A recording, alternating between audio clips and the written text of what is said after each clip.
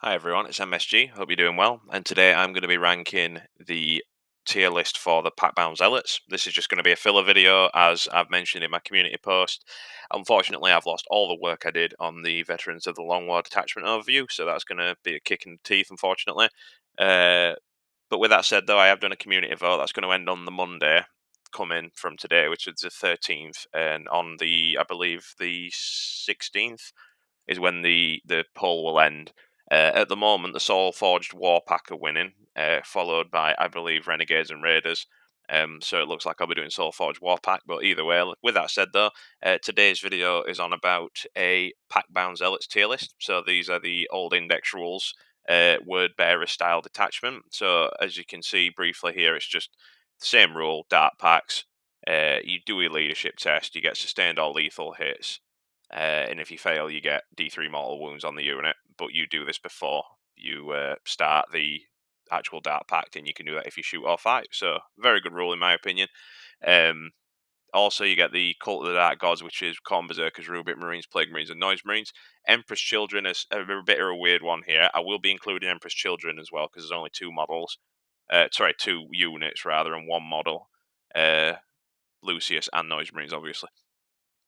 With that said, though, obviously this is the old index rule, so Khorne and Tzeentch get lethal hits respectively at melee and range. Chaos Undivided get rerolls to hit of 1, but their lethal hits go off on 6s and sustains go off on 6s now, so it's like in any other detachment really. This one mainly focuses on buffing up the Dark Packs, because this is the only detachment that has the 5 ups anymore, based on the corresponding mark.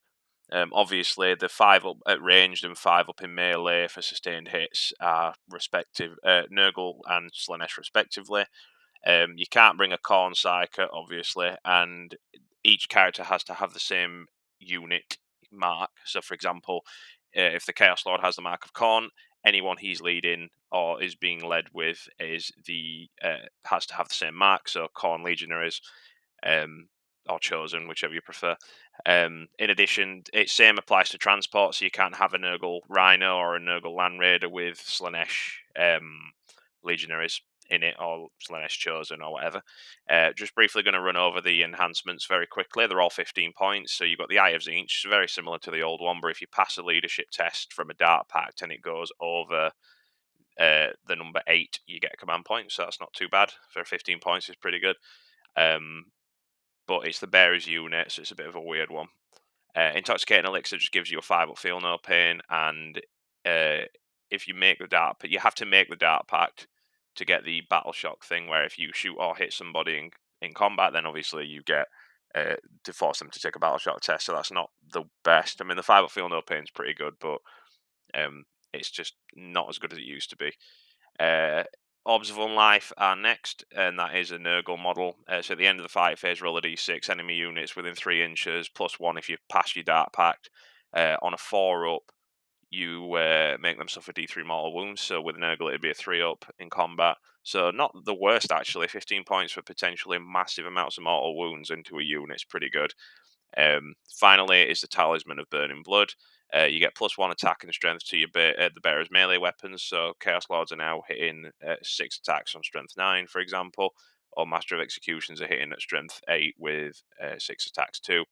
But if they don't fail the leadership test, they get it's D3, so it's 1d3. So for example, you don't roll separately for strength and attacks now; it's incorporated into both. So if you roll 3, you've got a Master of Executions who's on strength 10 with 8 attacks, which is insanely good.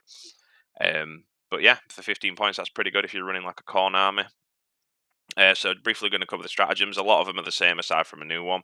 So you've still got Skin Shift, which is the Resurrector model if it's Mark Tzeentch, at full wounds remaining, and heal up to 3 lost wounds if it's not. Eternal Hatred is fighting on a 4 up, but if you're Khorne, it's a 3 up on death. Top Fine Refrain is declare a charge in a turn in which case you fell back, but if you Slanesh, you get to advance and charge, or advance, shoot and charge, right? Well, yeah, advance, shoot and charge, yeah. In a turn in which you advanced or fell back, which is very good. So that fall back and shoot is exceptionally good on a unit of Noise Marines. Profane Zeal is the old school undivided stratagem, where you have to be Chaos Undivided, shooting or fight phase, you get 4 rerolls to wound. really good. And you get that on top of your reroll ones to hit from the Chaos Undivided as well, which is great. It's that extra damage. And Festering Miasma, you don't get to shoot an Nurgle unit if it's outside of 18 inches with a ranged attack. But if you do not have the Nurgle keyword, you get stealth, which is okay. It's not That's not the best reason why you're bringing it. You're bringing it because of the lone operative from 18 inches. But the new stratagem is a fight phase. So just after your character has destroyed a unit, excluding Damn Demon and Epic Hero units, the character model in that unit, or one of the character models in that unit, gets +1 move, toughness, and wounds characteristic, and adds +1 strength damage in it, strength, attacks, and damage of the melee weapons. So you can do some insanely good like damage buffs for a command point. But at that point, if you're already wiping units, it's just it's a weird stratagem. It's very niche, but I still think it can be quite funny because you can just spend a command point every turn after you wipe a unit, and then just get your character to do an ungodly amount of damage. Um, but yeah, with that said, let's proceed with the tier list. So starting off strong, we've got the bikers. I'm just going to rank them and then explain why I've put them where I've put them. So bikers, in my opinion, are S tier. I think just bear with me. I realised I forgot to bring up the data sheets. So just Wikipedia is notoriously unreliable, unfortunately.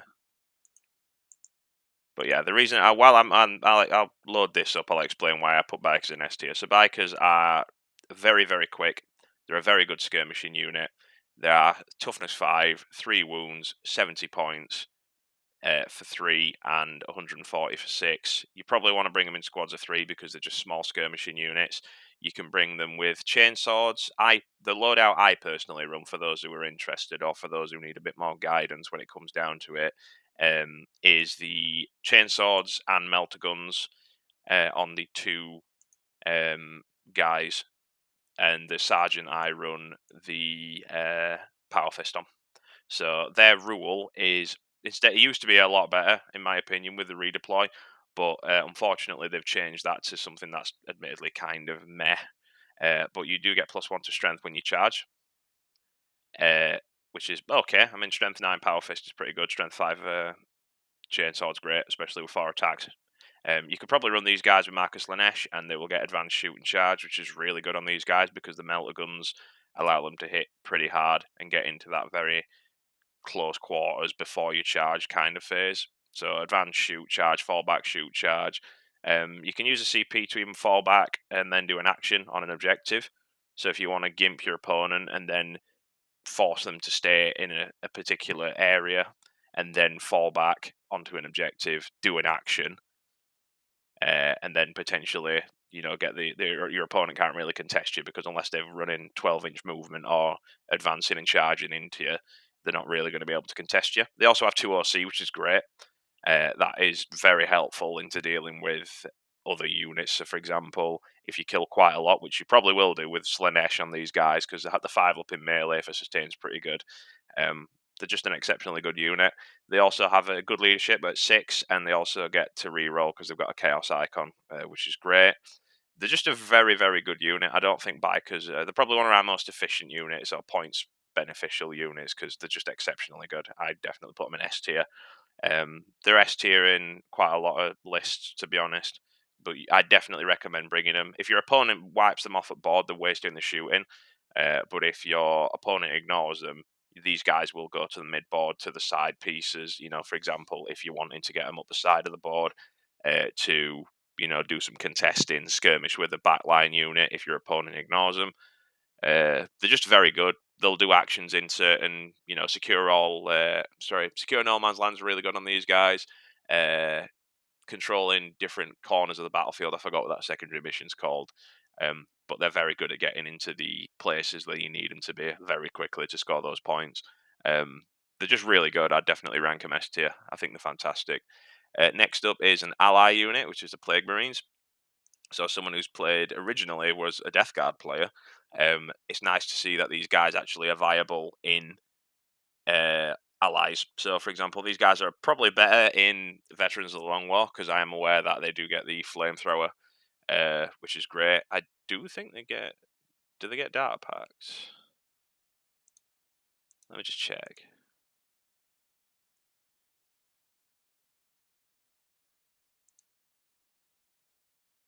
I don't think they do because they're an ally.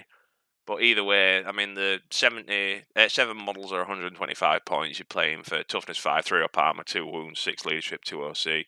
They've got some very good shooting, and while it's within a aura of a objective, you get +1 to your battle shot, which is admittedly kind of shit. But these guys are very strong, in my opinion. I think they're great. So you can get the skin shift to bring one back. Top of Fine Refrain gives them advanced shoot and shot. Advance and fall back and shoot because they don't get what you call it. The oh no, they do get it. So they can do dart packs. Detachment ability, marks of chaos. I'm not sure. I'm not actually sure if they can do that. So just bear with me. Oh,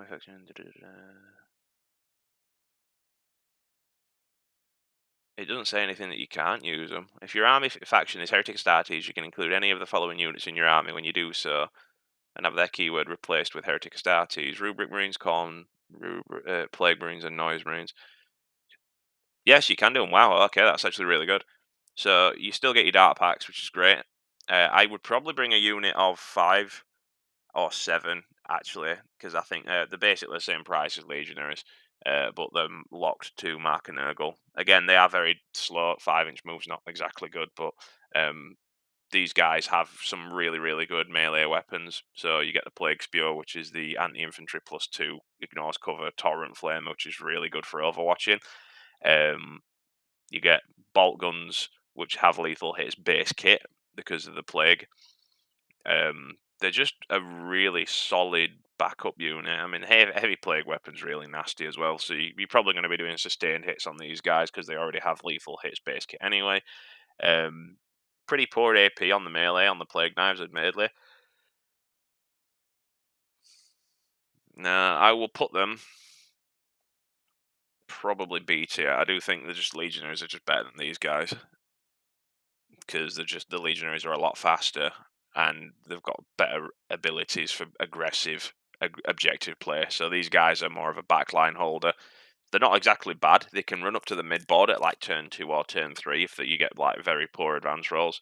But you could probably slap these in a Rhino, run them up the board with the marker Nurgle on the Rhino, which is what the Rhinos going to run because obviously 18-inch no shoe zone is pretty good.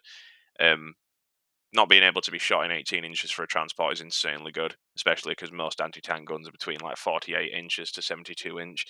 Um, I think top of BT is pretty good for them though. I think they're okay. They're a very useful unit, but I do think units are, but there are better units out there for them. Although that doesn't make them bad at all. I'm happy to be proven wrong with Plague Marines. I still think you could probably bring a squad of maybe 5 or 7, but at that point, just play Death Guard. Um, Next up is Felgor Beastmen. I'm going to put these guys in D tier. I think they're incredibly bad. Just bear with me, actually. Let me add some new stuff because these guys are absolutely terrible. I put them in F tier. I really ought to have done this before. Hold on.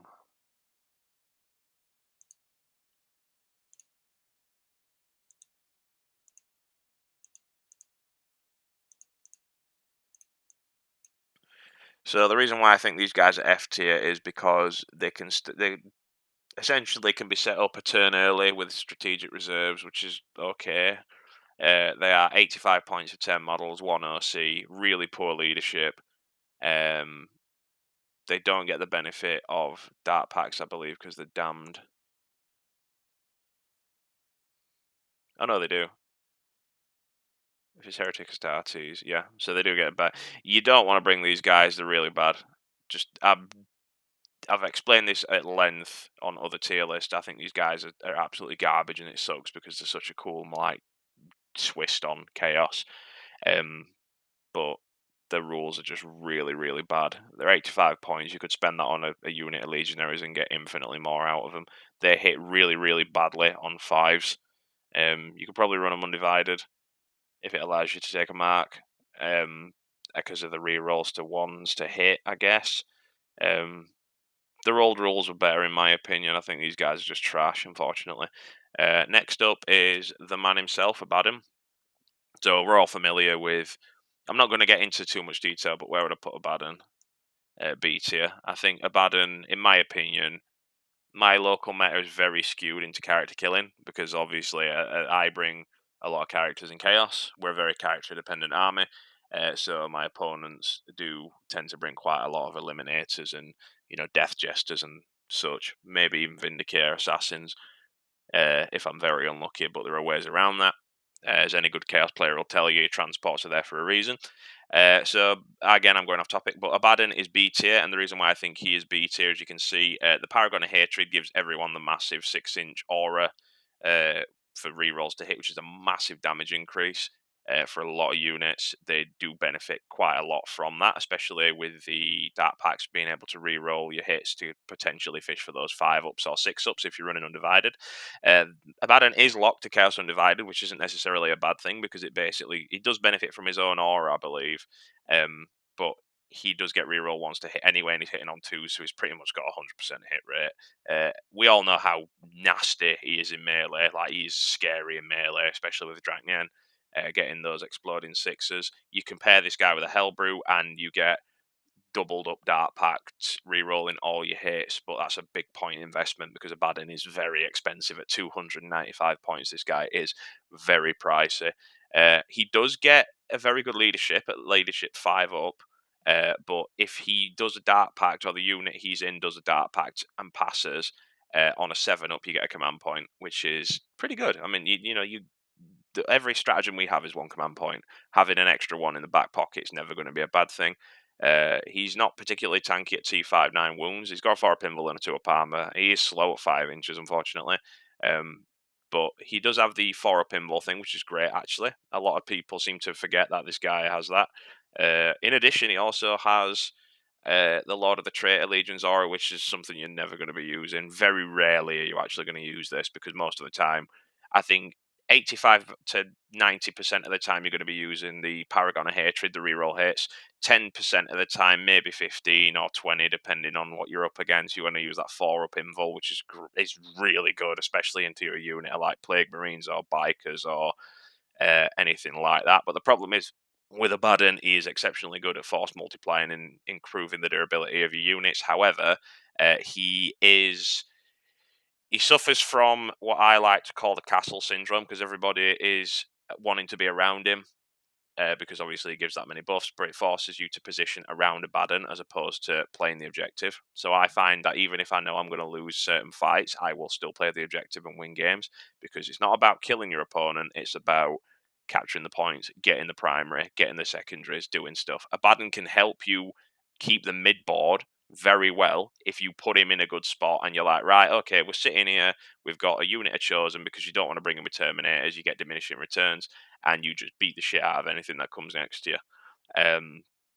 yeah, I think he's B tier though. He's too pricey at the minute, but fingers crossed he does get a points cut or some kind of rules increase. But he's just a good unit. You could probably bring him in like a casual list, and you'd probably get away with it because he's just really really fun. Uh, and the death touch melee is exceptionally fun because -4 AP is pretty wild. He's not as good as he used to be, though, obviously, because he doesn't have all the marks. So he's unfortunately been nerfed. But Abaddon pre-nerf mark, all marks was ridiculously strong.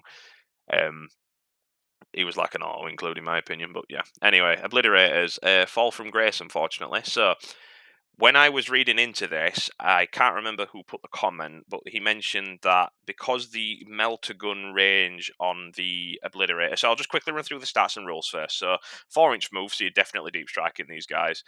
Toughness 7, which is actually really good. 2 up armor, 5 up invul, 5 wounds each, 2 OC, 6 up leadership. They do get the deep strike ability, like I mentioned a couple of seconds ago. And once per battle, when it makes a Dark Pact, it can have indirect fire on the the ranged weapons equipped by this model.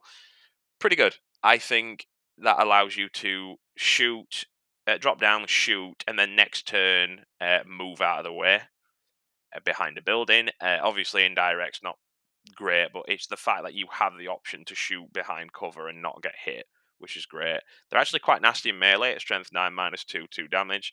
You can probably run these with Mark and Urgle. The top three marks I would say are probably Zinch for the resurrection, because getting one of these guys back is really good. They are only two models though, because originally you used to be able to bring four, but a lot of people did bring them in blobs of two because smaller squad size means more maneuverability, and a less footprint on the board, which means that you don't get shot as frequently as you'd like to, especially on a slow, lumbering big unit like these guys. So the problem is they are way too pricey. So the 170 points for two models with middling shooting, that's very unreliable. So as you can see on the data sheet, it's D3, D6, and D6 plus 3. The shooting's actually quite nasty if it gets off, but the problem is it's just if it gets off. There's times where I brought them and they've rolled 2D3 because obviously there's two per unit, fired and got ones, and they've just missed and done nothing. Whereas other games they've just gone way too much into like 6 shots for two on the melter gun, like the melter cannon, and just deleted anything that is touched. It's just random. They're very unreliable. Don't think you're going to get really good shots every single time. Um, Granted, they do a lot of damage. So the melters, obviously, melter 2, strength 12 -3, 4 damage. However, while you can resurrect him with Marcus Ancient, you probably get the rerolls to wound and hit on your. Sorry, to wound, but reroll of ones to hit with Chaos Undivided, and Mark and Nurgle for that lovely sustains on fives, and the ability to uh, loan up out of 18 inches. You're probably not going to use that stratagem though, because you want these guys close. That being said, I read a comment on a video regarding obliterators, or I think it was on Reddit or on Facebook or something, like a wargaming group, and they mentioned that obliterators do not get the benefit from the melter from Deep Strike, so it has to be below half of the range characteristic of the gun. So weapons with melter X in their profile are known as melter weapons. Uh, Within half the weapon's range, that attack's damage characteristic is increased by the number denoted by X. So obviously, if it's melted 2, it goes up to 6 damage a shot instead of 4.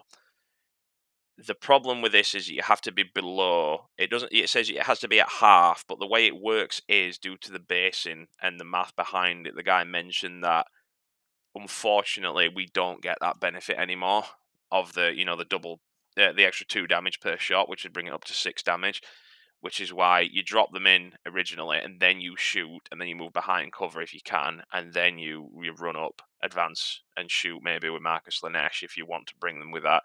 I don't think they're a particularly good unit with that though.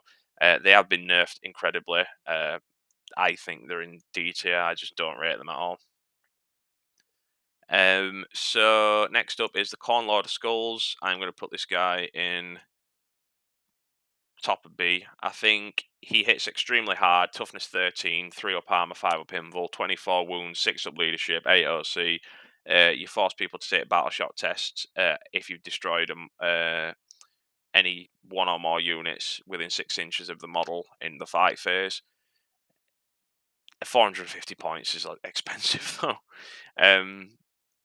Granted, he hits exceptionally hard at strength 16 -4 AP, 8 damage a hit, and he's got a very good sweep profile of 15 attacks hitting on threes, strength 8 -2, 2 damage.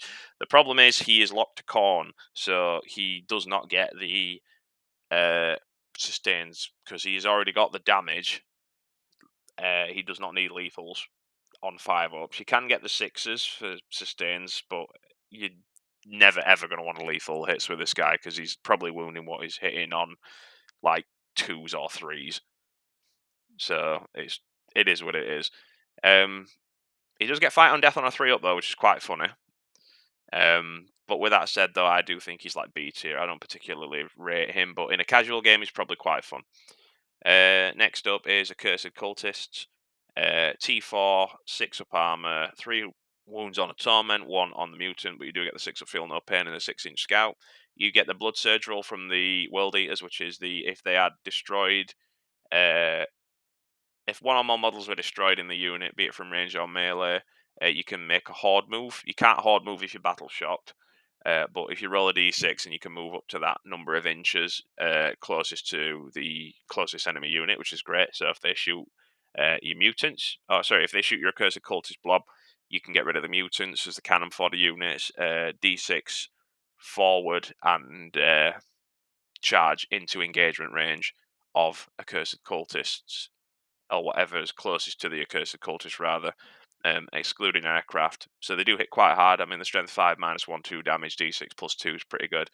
Having these guys with Marcus Lanesh is great because advance and charge is good, but you could probably run them with Corn if you really want to make sure you get those hits through.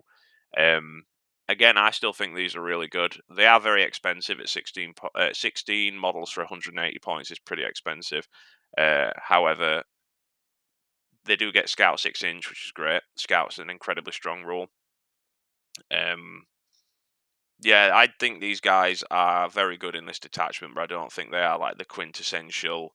You have to bring them.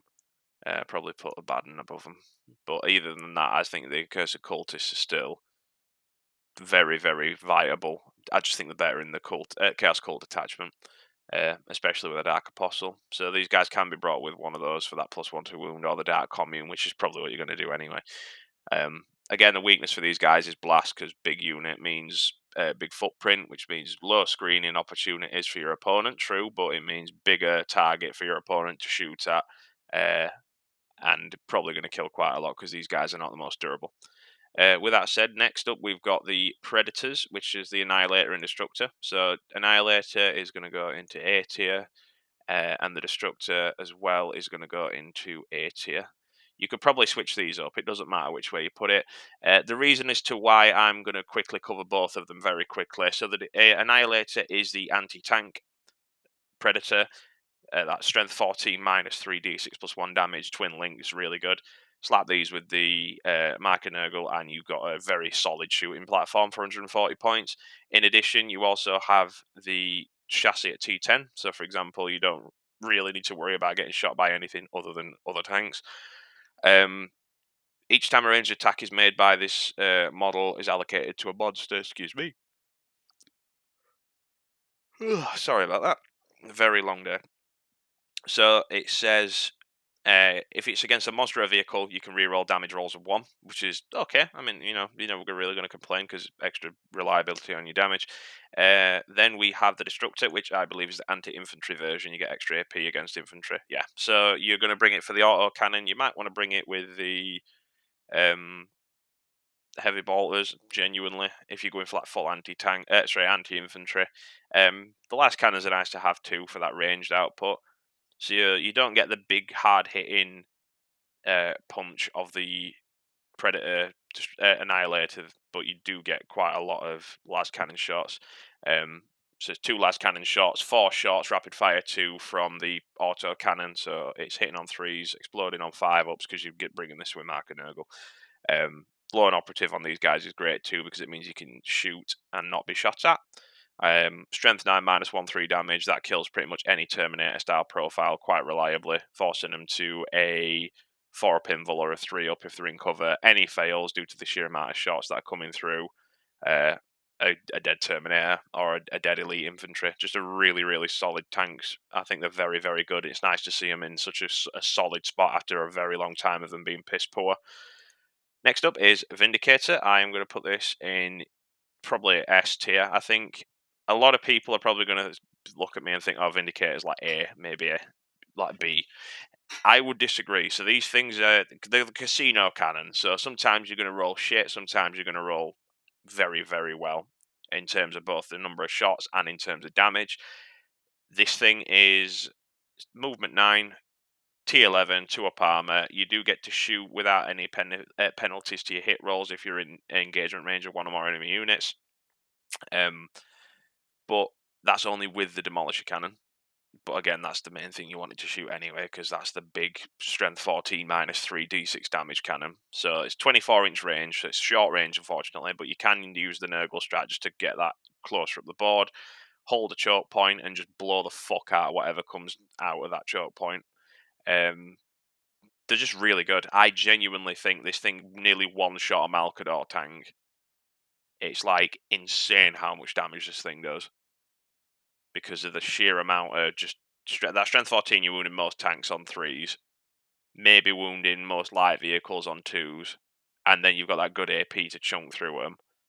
You then get D6 damage per shot blast, so you're not crapping to units that are like hordes, so you can still do quite a lot of horde shooting, especially because you've got a combi bolter and havoc launcher and all that. If they try and tarp at you, it's not going to work because you can still shoot other units whilst you're in combat, and you can shoot them whilst they're in combat as well. Um, yeah, it's just I think they're really good. They are 185 points. They don't transport anything, unfortunately, but you slap this with Mark and Nurgle or even Chaos Undivided. I personally would bring it with Mark and Nurgle due to the unreliability. So you get those extra hits. If you roll a d6 plus 3 and you get the d6, oh no, sorry, you get the 6, and then you can re-roll all those hits. Sorry, you can put them, uh, those 9 shots, rolling for 3s, exploding 5s. You're probably going to hit more than you think, and then all those shots are strength 14. So you're going to be wounded on like 2s or 3s. I think they're very good. I think they're a very shotgun style tank, so you've got to get very close to do a lot of damage. Compared to other vehicles, they will be able to outrange you. However, if you're good at positioning and have the command points to get the Nurgle strat on them, definitely worth bringing. I'd put them in S tier. Next up is the Master of Possessions. Let me just find him. This guy in this detachment is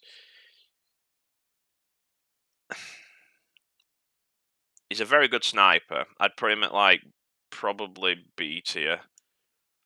70 points. You can run him with Legionaries Chosen and Possessed. You get a +1 to advance and charge rolls for the unit. Excuse me. No apologies. He's got very good shooting, so 2 attacks hitting on 3s. Sorry, strength 6 -3 damage.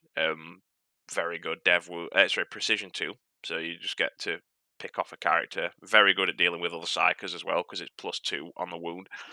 But you do get the sacrificial dagger, which means that your unit suffers a mortal wound, and every time the model makes a psychic attack, you get +1 to hit and +1 to wound. So you're wounding most things on 3s or 2s, depending on what you're shooting at. But yeah, he's a very, very good anti-character. 8-inch moves very good too. He can be brought with Possessed. Possessed unfortunately got nerfed. You don't see them at all.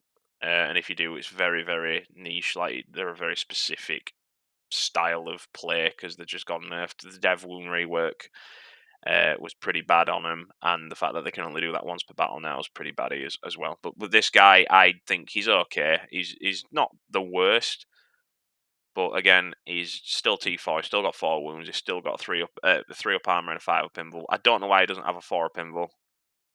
I really, really don't, because he's a character and he should do. But either way, he's okay. Like I think he's middle of the pack. Next up, Chosen. So a lot of lists are bringing Chosen, and I totally get why, because they're a very, very Swiss Army knife style of play, because they can do pretty much anything. In addition, I think that Chosen are also in a 1v1 against Legionaries. I think if Chosen get the first hit, then pretty much the Legionaries are dead. But I think the Legionaries have a harder time chewing through Chosen than Chosen would through Legionaries. They are very expensive, unfortunately, at 125 points for 5, but they do get advance. They get to shoot and declare a charge in a turn in which advanced or fell back. So, like I mentioned for the bikers, these guys have got the ability to potentially fall back out of combat uh, and do an action on an objective, or even like just fall back and just shoot something out of the way. The shooting, granted, is not particularly the best. However, um, they do have very good melee profile at strength 5 -2/1 damage, 4 attacks hitting on 3s. The Power Fist also has 4 attacks too, and you do get the paired curse weapons for the Twin Link, which is great. You can run these undivided if you want to. I would personally run them with Slanesh, and this is where the conundrum comes in. So you want to run these. They've got advance and charge base kit anyway, so most people are like, oh, why would you bring them with Slanesh then?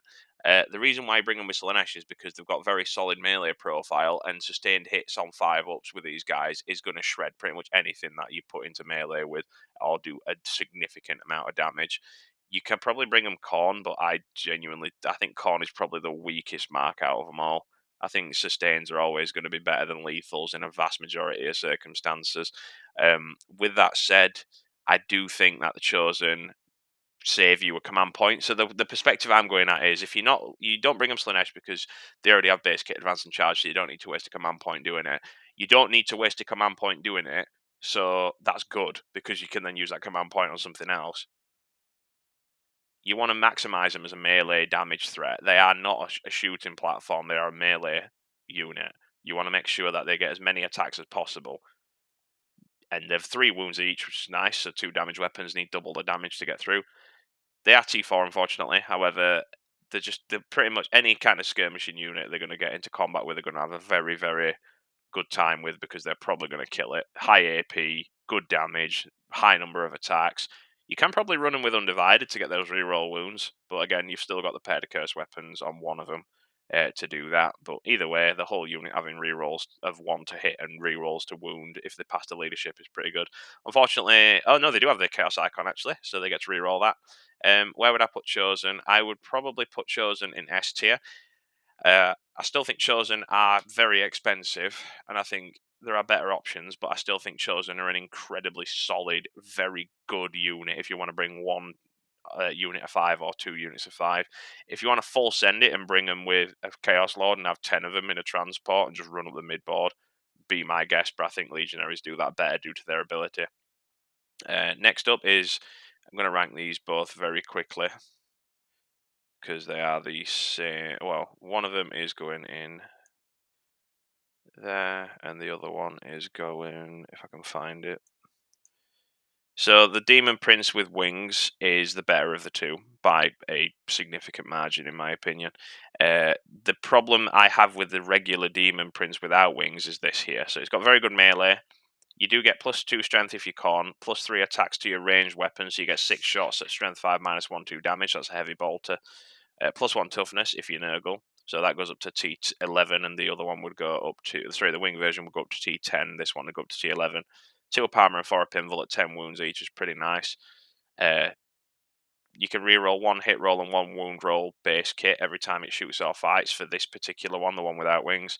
And you get benefit of cover for Heretic Astartes infantry within 6 inches of this model against ranged attacks, which is not the best. Slanesh gives them 2-inch movement as well, so that's okay. It's better on the Demon Prince with wings, but the problem is 165 points for the wingless one, and for the winged one it's 180. They're just incredibly pricey for something underwhelming. So you've got 12-inch move, toughness 9 on the winged one, which is great. But you're going to bring him Slanesh because you want to get them extra hits with the sustains on 5s. 12-inch move, sorry, 14-inch move is insanely nasty. They do have deep strike. The winged one does have deep strike, and each time it makes a charge move, every time it charges into a unit within engagement range, a D6 for each of the model's remaining wounds, and on a 4 up to a maximum of 6 mortal wounds, you get to throw a mortal wound out. So if I charge a tank and it's got 10 wounds, I get 10 dice, and I roll 6 4-ups. Then even if I roll 8 or 7, I can only inflict 6, which is insanely useful in certain situations because it's mortal wounds. Flying horror is pretty niche as well. If you fly or advance over a unit with the winged demon prince, then that unit has to take a battle shock test. That can help in certain situations if you can test in an objective and you want your demon prince just to fly over them and force that potentially failing it, so they don't get OC to capture that point next turn. In addition, I think I'd probably be. You could put him in C. Genuinely, this guy. It used to be a lot better when you could bring the Heretic Astartes enhanced. I think you can bring the. Let me just check because I'm not sure. It doesn't say you can bring the enhancement with him anymore, unfortunately. Because originally, a lot of people were bringing the Demon Prince with wings with the 5-up feel no pain on the.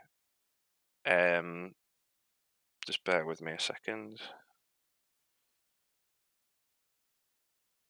But yeah, like I said, so while I'm doing this, just bear with me.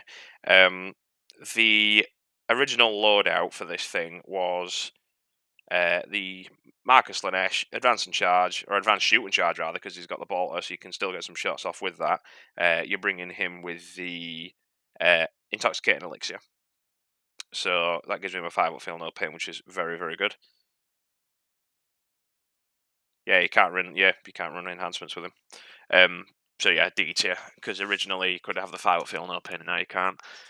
Granted, he does do a lot of damage. Strength 8 minus 2/3 damage is a very good profile into like Terminators or any elite infantry because it's any fail swing on a 4 pinvul that they've got is going to kill them. And the mortal wounds is nice as well, just to run into the what you call it, um, the rest of them. Pretty much, just nice. It's just a weird missile, but the problem is he is extremely expensive. So you're going to be a bit worried about, potentially, do I want to spend 180 points on a Demon Prince, or do I want to spend 185 points or 140 points on Predators or a Vindicator? That's the trade-off you're going to make. But I personally would take the Vindicator because it's more reliable. But yeah, so next up is the Dark Commune, a personal favourite of mine if I'm running Chaos Cult's Detachment. They are very, very good for what you get. So you get 5 pinvul for any units that it's leading. So that's nice for Echoes of Cultists. It gives them that extra layer of resistance against high AP stuff, which is, again, anything with AP ones forcing them to have no save. So 5 pinvul's good. They also get the big Dark Ritual thing, which is essentially in a command phase, you give advance and charge and +1 to hit and wound on a unit, but that's once per battle, like I mentioned. And you get to reroll leadership tests for dark packs, which is great. So potentially not killing off half of your damn army by fucking up a dark pack. 65 points for 5 models. I think they're an extremely strong thing. They are better in other ones. Like I said, they're a Chaos Cults Detachment like staple, but I think they're okay in this one. I think you could probably bring them like there. I think the Curse of Cultists in there. The Curse of Cultist blob is still nasty, but again, the problem with it is blast. The blast rule is just going to shaft you because you've got like 21 models. And granted, yes, they do a lot of damage, but your opponent's going to see the big blob of Curse of Cultists and go, "Oh shit," and then shoot the fuck out of it. Next up is Harken. So he's Chaos Undivided, Mark locked. Where would I put him? D tier. I think being able to lead Raptors is not a saving grace for this guy. Having extra mortal wounds in combat is nice, and forcing people to take battle shock tests is quite nice as well. His melee is actually pretty good. Strength 5 minus 2/2 damage, 6 attacks hitting on 2s, and you get precision. His shooting's pretty meh. He's just fast, very, very fragile. He doesn't get if he gets hit, he dies basically. Um, it's just a weird choice of unit. Like reroll ones to hit's nice because he's hitting on 2. So like I said earlier, you get 100% hit rate pretty much. Um, it's just not worth it for 90 points. It's just too expensive, and there's just nothing in particular he does outstandingly well. Next up is our Red Corsair's buddy when this wants to load, because for some reason Wikipedia is not playing ball today. But next up is Huron Blackheart. Where would I put him? I'd probably put him. I think he's a lot more useful than the Master of Possessions. But yeah, Huron is a very, very weird hero. As I mentioned, he's still got the redeployment shenanigans. +1 OC to a unit is leading is pretty good. His flame is actually quite good at strength 6 minus 1/1. The reactive move from the Hamadra knowledge is pretty good. So if anyone ends up within 9 inches of you after a normal advance or fallback move, you get to, if it's not within engagement range, you get to do a D6 reactive move uh, away or towards whatever it is that you are against, which is pretty good. You can start 3 infantry units and redeploy them in strategic reserves, which is quite nice. Just a really good unit. I think he's 80 points, so he's not that expensive. He will give up Assassinate quite easily, but then again, most of the profiles that are on this will do anyway, because we do have quite a character-heavy army in this one. I think he's B tier. I think if I had a choice between Abaddon or Huron, I would probably personally bring Abaddon, but I think you would not be going wrong by bringing Huron. He's also incredibly solid. Next up, Lord Discordant, F tier. Absolutely garbage. People are trying to make him viable, saying, "Oh yeah, he's got this, he's got that." Da, da, da. He's too unreliable for the points cost. He's 190 points for a potential -1 to shoot for vehicles within, I think it's like 18 or 12 inches of him. And if he passes a test, or they fail a test, sorry, they don't get to shoot, which is massive if it works, but it won't do because he's only toughness 9. He's only got a 5 up invul, and he's got like 9 wounds, so he just dies to anything. He's too big. Sorry, 10 wounds. It's just really, really fucking weird. Like, I do not rate this guy at all. He went from absolute auto include to trash tier. Like I've mentioned, this guy needs a rework. I'm not going to harken that again. He's incredibly poor at the moment. Making him viable is going to require a complete data sheet overhaul.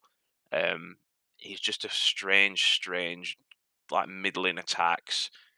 Pretty good flamer. I mean, D6 plus 3, strength 6, minus 1, 2 damage is nasty, and it ignores cover. Um, just a weird model, which is unfortunate because he's so cool. But again, it don't pay the bills, G.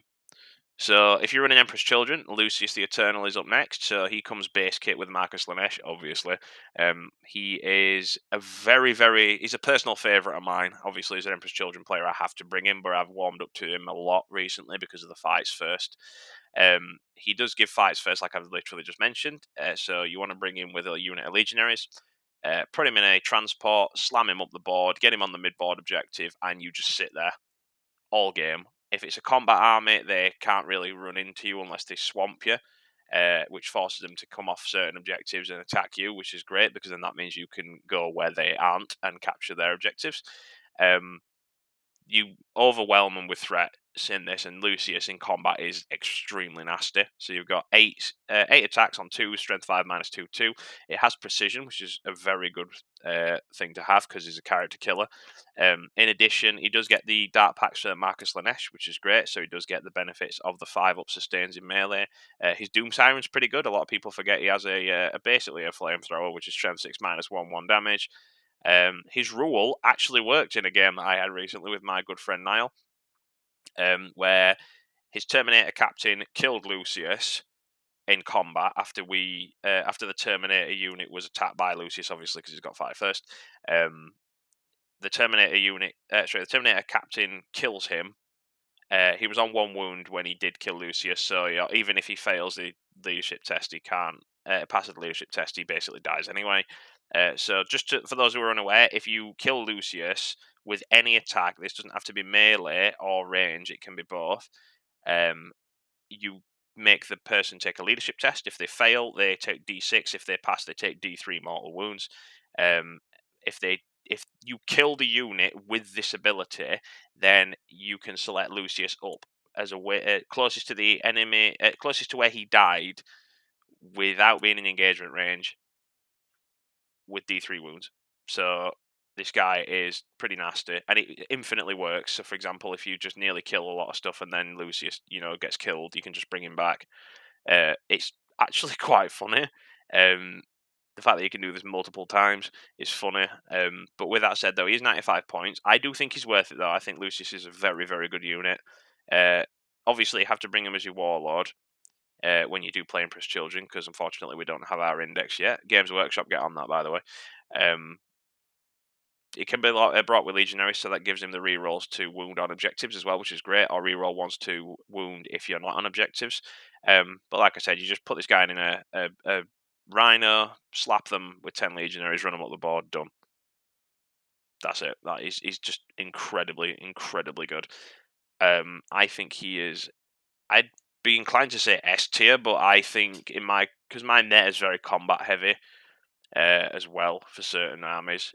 Having flight first into a lot of stuff allows Lucius to get that damage off, so you're basically forcing the opponent to charge you. And if he charges them, he gets fight first, and he'd be able to do that because advance and charge is insanely good on this guy because of the Slanesh stratagem. Pretty good. I think he's like A tier. Next up, Raptors. Another great unit. Raptors, a lot of people would say these are bad. I disagree. A tier. I think they're just very useful. Like, they're a 5 model, 90 points. They make people take battle shot tests at a worse leadership. They force them to take it in the fight phase. So if you're going in there and you're going to kill units on the back line, is very good for doing that. They've got decent shooting. They can have a lot more melee, but if you're going melee, you want to probably go for the Warp Talons. they're just a good, solid utility unit. You want someone that can get to a point where you need to get, on a corner of the map. You want someone who can get to an objective and do actions in the back line. You want to contest hostile objective and get that and potentially kill someone in the back line. You've got these guys that can do that. They're just very good for what you get, and they're definitely A tier. Next up is the Chaos Spawn, which are... Let me find their data sheet first. There we go. So, toughness 5, 8-inch move, 4 up armor, no invul, 4 wounds, 7 leadership, 0 OC. They have a fucking feel no pain though. 5 up feel no pain, which is pretty good. These guys are actually a nightmare to chew through. Granted, you can only bring 2 for 70 points, so that's kind of shit. They do get mind-breaking mutations, which means that any unit that isn't a vehicle within 3 inches of this unit, subtract 1 from their OC, which is pretty big. So if you want to run these into it, like the mid board, and make sure that your opponent can't swamp it with just dudes capturing the point, these guys actually are quite helpful in that regard. Skin shift's pretty good on them, so you can bring 1 back for full wounds. But again, it's only T5 4 wounds with 5 up feel no pain. You are going to shoot quite a lot into them. They're just a weird unit. I don't think they're particularly egregiously bad. I just think they need a rework, unfortunately, because they don't capture the objective, unfortunately. So if that, for example, they throw units on the objective that these guys are on, and they've got OC1, your OC is still 0, so you're not going to contest it because you don't have any OC. But with that said, though, they're okay. I think they're pretty on the worst side. They do need a bit of love, to be honest. I don't know if they need to be like one chaos spawn like they used to be with a solo spawn. But other than that, they're all right, I guess. And I definitely don't think I'd bring any because they're too pricey. Why would I pay 70 points for 2 models when I can pay an extra 20 for legionaries, or I can bring cultists for 50? They're obsolete in a meta where they're in between cheap and tanky, and they don't deal enough damage. They can do damage because they've got D6 plus 2 attacks, but again, they're not doing anything. You're not seeing them in lists for a reason. Next up, Rhino, obvious S tier. Rhino is extremely good. They're a reliable transport. Everyone knows why you're picking a Rhino. T9, 10 wounds, 12-inch move, advance and charger, maybe if you're bringing it with the Slanesh keyword. Just a really, really good unit. Like, you're bringing them pretty much for your legionaries or your chosen or any other foot slogging infantry unit you want to bring. Slap them in that bad boy, transport them up the board, get to the mid board or a side objective, camp there all game. Congratulations, you're done. Rhinos can then run in there and move block certain avenues so you can't get through. Again, they're just 75 points for transport. Who cares? Like, they're just really good. And they can pop smoke too if you feel like it. Next up, a very quick one, Sorcerer. I don't think they're the worst unit. I think they're one off, but I just think they're incredibly underwhelming for what you get. They are I believe they're our cheapest HQ at 60 points. But again, if I have a choice between picking a sorcerer and a unit of cultists for 10 points cheaper, I'm bringing the cultist mob every single time because this guy has no invul. And again, it's the same thing: -1 to hit for a unit that you get, and that's in combat as well. But again, pretty mid shooting, forcing people to take leadership tests, and if they fail, they take D3 mortal wounds. No, just pretty bad. Because any sniper looks at him and just goes, "Oh wow, a free kill." Next up, we're going to be very quick with this one. F tier. This is probably the worst unit in the game. The Traitor Enforcer is absolutely garbage. I wouldn't waste my breath, and I'm not going to waste my breath on him. He's absolutely trash. Everyone knows why he's trash. But yeah. Next up, Cultist Mob. S tier. Obvious choice. In any detachment, I think these guys are S tier. I think they are probably one of our most points efficient units because you keep them on a backline objective, score the points, and then you immediately move them to try and do actions or something else on another objective. You don't care if they die because they've got sticky objectives. If they've done what they've done, then you don't really give a shit. They can screen really well. If you bring a blob of 10, you can like spread them out so your opponent can't rapid ingress or deep strike your backline in case you feel like you want to keep a unit. I personally bring either 1 or 2 units of 10 every single game. Uh, they are infinitely worth the points. Everyone knows why the cultists are really good, and it's solely because of the sticky objectives and the sheer amount of screening capabilities you can do. S tier, without a doubt. So Chaos Loading Terminator armor. This guy, I think Terminators are in a pretty shit spot at the minute. Um, and this guy in particular is nice. I mean, the extra CP, you get a free CP strat every game. Uh, just, I mean, advance and charge for free is pretty nice. Advanced shoot and charge on a Terminator blob's really nice, actually. Profane Zeal's kind of reroll wounds.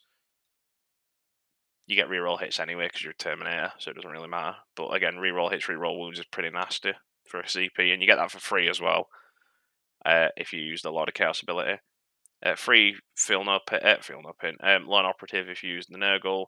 Fight on Death.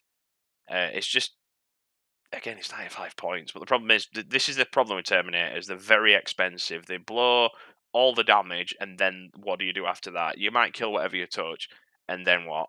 They're too slow. So yeah, you're probably going to bring a Whistling Ash because 5-ups on sustains for Power Fists and Chain Fists is hilarious because it's a metric boatload of damage. Um, but yeah, he's okay. I think you could probably bring him in like B tier. I think Abaddon's better than he is, and Huron are better than he is, but I think he's better than the Master of Possessions. Again, he's not bad. He's very tanky. He can reduce half of the damage for incoming attacks directed to him, so any sniper's going to have a really rough time dealing with him. Um, yeah, just a standard, really solid HQ unit, but he's just outdone by quite a lot of others. So Defiler, personal favorite model of mine. I absolutely love these things. Pretty fun, honestly. They're a very good melee threat, especially with Marcus Lanesh. Jesus Christ, advance and charge and shoot with these guys, and in melee they've got strength 16 minus 3d6 +1 damage on the claws, which pretty much will mulch anything that it's in combat with. You also get a free retort. Which is an interrupt stratagem for counteroffensive, which means if, for example, someone has charged your Defiler and someone has charged a unit of Legionaries, your opponent then decides, okay, I'll charge into your cultist, and they decide that they want to fight the Legionaries first.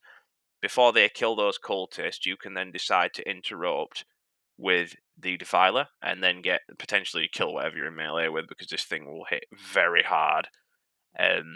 Granted, he is a pain in the ass. He can ignore terrain if it's 4 inches or less in height.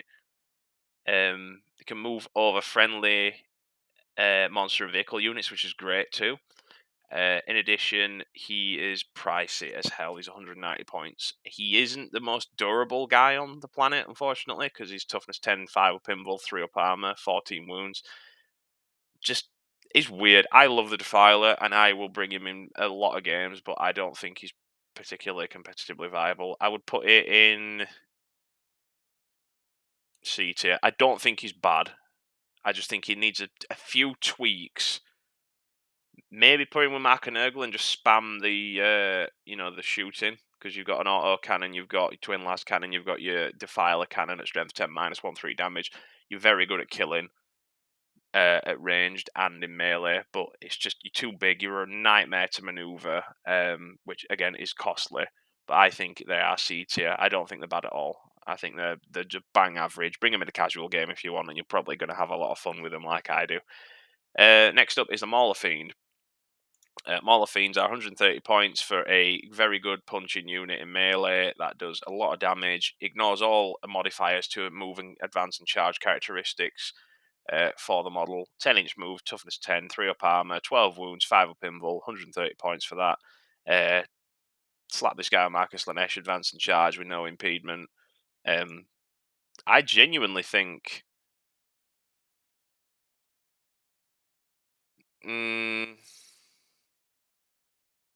I'd probably have a Mauler over a Terminator Lord, but I'd probably pick Huron over a Mauler. Again, 130 points for a very good melee unit. However, you're probably going to want to spend those points elsewhere because, at the extra 10 points, you can bring a Predator. But they're not bad at all. I think Mauler are very, very viable in other detachments. So, for example, the Vashtor one is... We'll get to that in the future. Fabius Bile, 5-up feel no pain, 5 wounds, 4-up tough... 3-up armor, 4-up tough, 4 up toughness. Toughness 4. His acolyte can tank a shot and reduce it to 0. Gets to come back on a 2 up if he's destroyed. +1 strength and +1 toughness to the bodyguard. He can be brought with cultists, cursed cultists, cultist mob, chosen, and legionaries. 85 points. He's okay. I personally don't think he's particularly great because he's locked to Chaos Undivided, and with legionaries, you want to make sure you get something a bit better than that. Chaos Undivided is not the worst mark. I think there are far worse out there. Corn. But you just don't see him because he just doesn't do anything. Yeah, nice on the chosen toughness 5, great.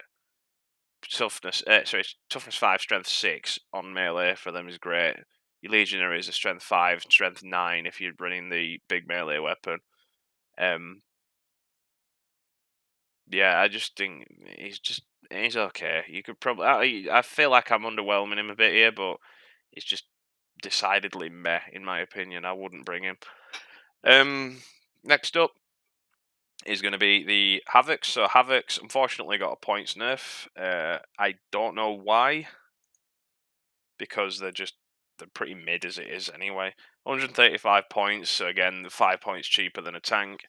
Toughness 5, 2 wounds, 6 up leadership. You don't get the icon, but you do hit on 3s consistently because stabilization talons is an incredibly good rule.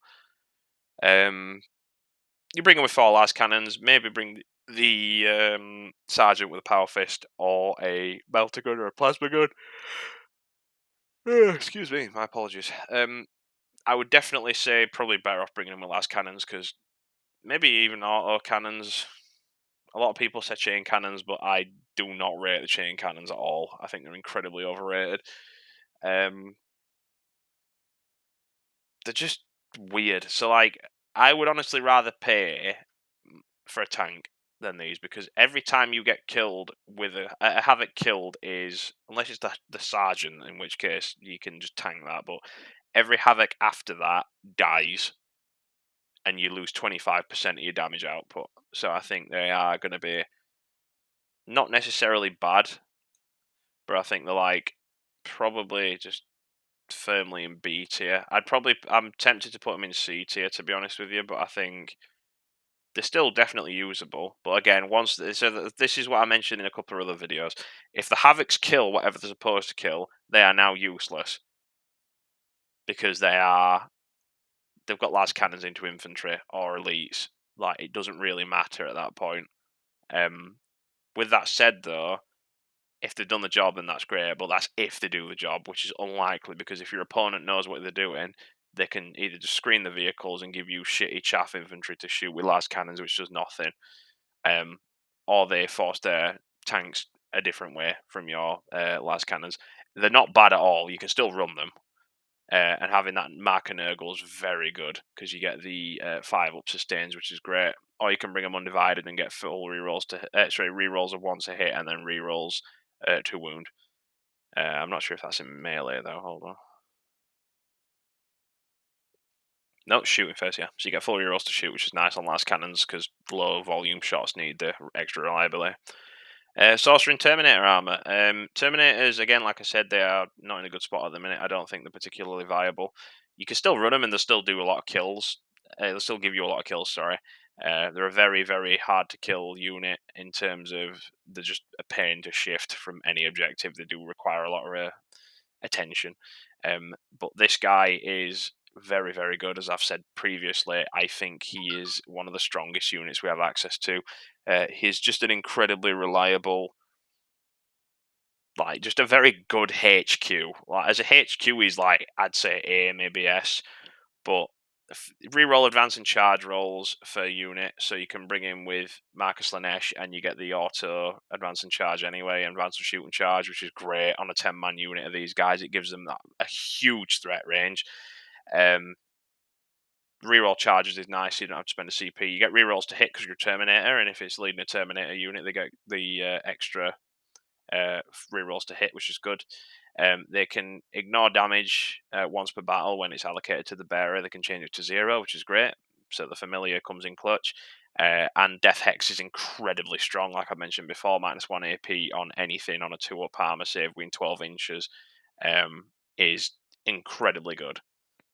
It's just you deep striking, you point at something, Terminators pepper the fuck out of it and kill it, and then charge something else. Like it's genuinely wild.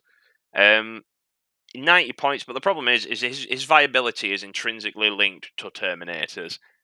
If you could bring him with other stuff, granted, you could probably bring this guy solo, but the problem is 5-inch move. He's very slow. You do get only when he's leading a unit, though, unfortunately. But you bring him in, drop him in, do the AP thing where you pay 90 points for extra AP on a guy on an objective. It's okay. I think he is top of A tier, though. I think he is. He used to be S, but I think Terminators recently, they're just not great. Like there are far better units out there that you can be bringing instead of Terminators. Speaking of which, Warp Talons.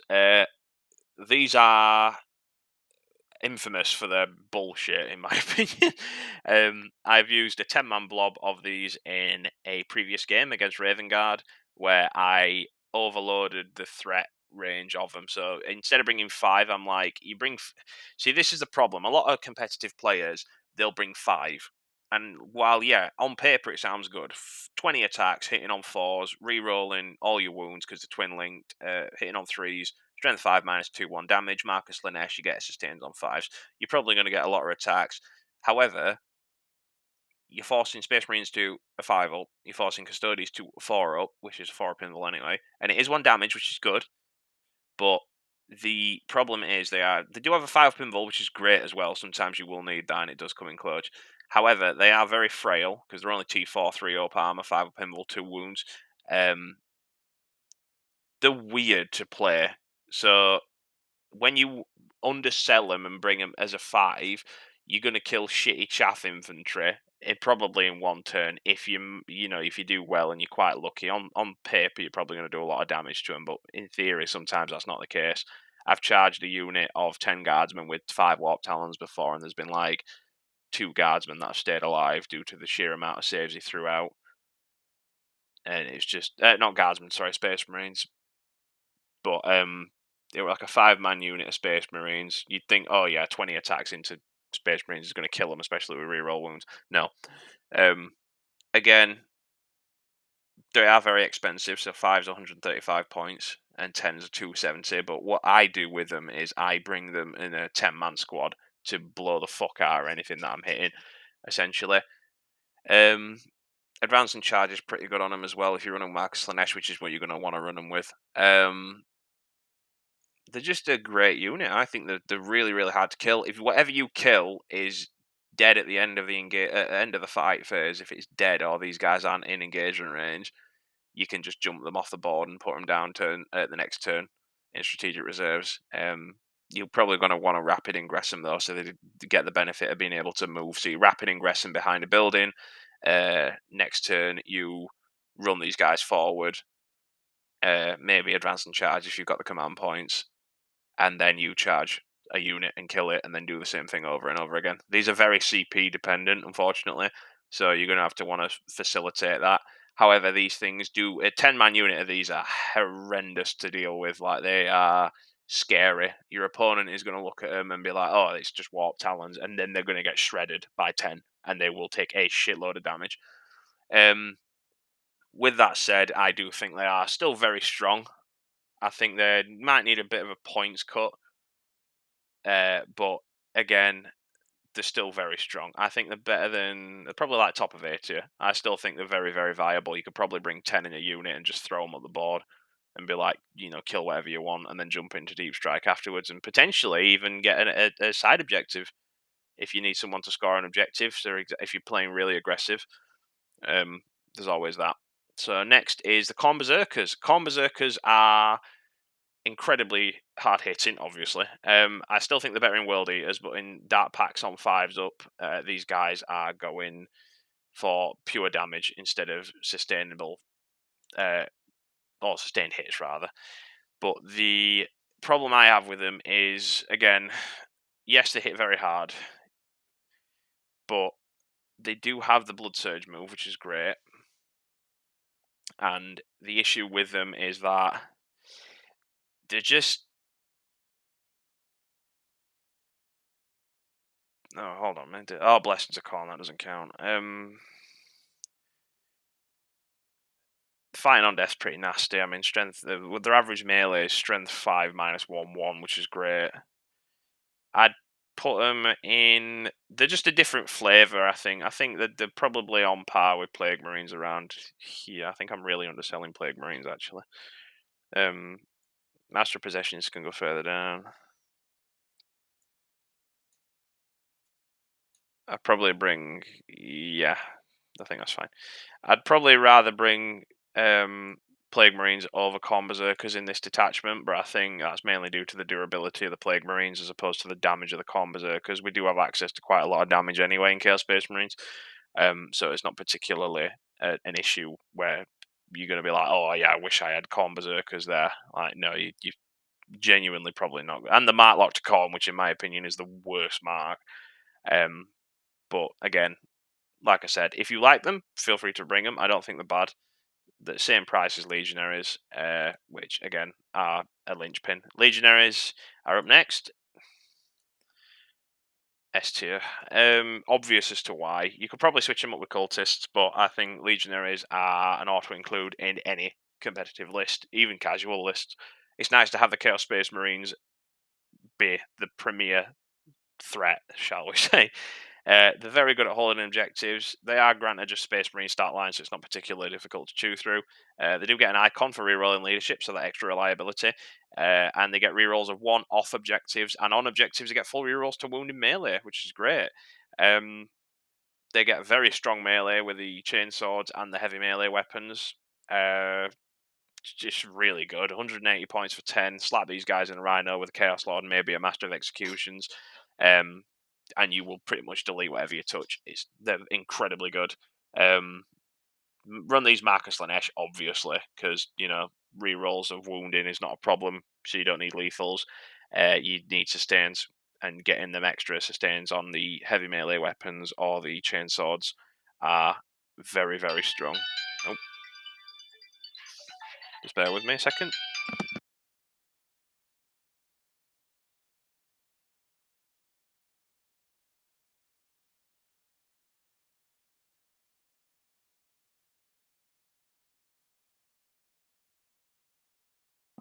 Just bear with me a second, guys. I have unfortunately got to answer the door. Hold on.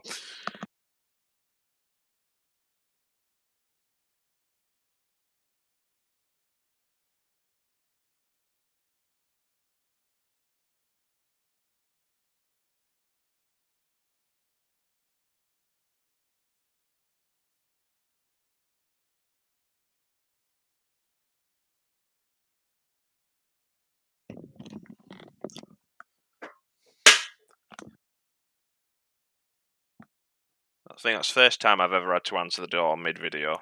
But like I said, either way, where were we? Legionaries S tier. Linchpin in most lists. Very good in transports. Very strong melee. Okay range, because you can bring them with 2 heavy weapons if you bring them with a 10-man squad. So you get 1 special ranged weapon per 5, but you can't have duplicates. I bring them with Last Cannon and a Havoc Auto Cannon. You can switch it up. You can probably bring the Chain Cannon if you wanted to. It depends what you're up against. But a majority of the time, I find the Auto Cannon does it does work. It does. It puts a lot of work in. Honestly, the Heavy Bolter as well. Any of these is really good. With that said, though, yeah, S tier. Next up, Terminators. Terminators are going in the.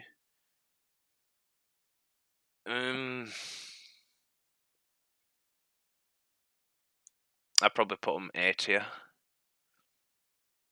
And the reason for this is, as someone who adores Terminators, I think they're an incredibly good hammer unit and a good anvil unit. They're just too expensive. They're way too pricey. There are far better in terms of utility units which you can bring.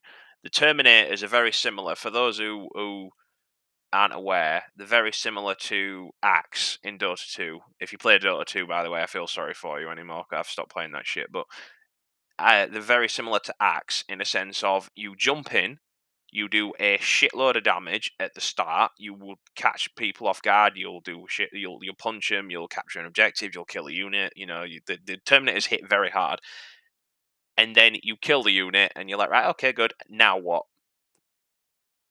So once you've done it, you basically blow your load early, essentially. So you'll do a lot of damage. You'll make a very good first impression, and then you get caught and you can't move anywhere because you are slow and you will not be able to catch people. Granted, with the sorcerer and Marcus Lanesh, probably will be able to. But again, this still doesn't detract from the fact that these guys are incredibly expensive for what you're paying for.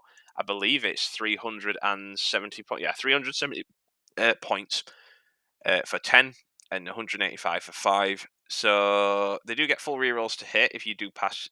Each time you dart pack, so that's in range and melee, you do get full rerolls to hit. Again, Slanesh is probably the best mark for these guys. They do have Deep Strike as Terminator. They don't have an icon, unfortunately, so if you fail and you get a D3 and you get a 5 or a 6, congratulations, you've just lost a Terminator. But they do have pretty good shooting, so they get 2 Reaper Auto Cannons, which is 8 shots at strength 7 minus 1 damage, a 36-inch range, sustain hits, and dev wounds, which is, again, quite good, actually. You'll be throwing a lot of shots out that your opponent's not going to expect, because most people expect combi bolters.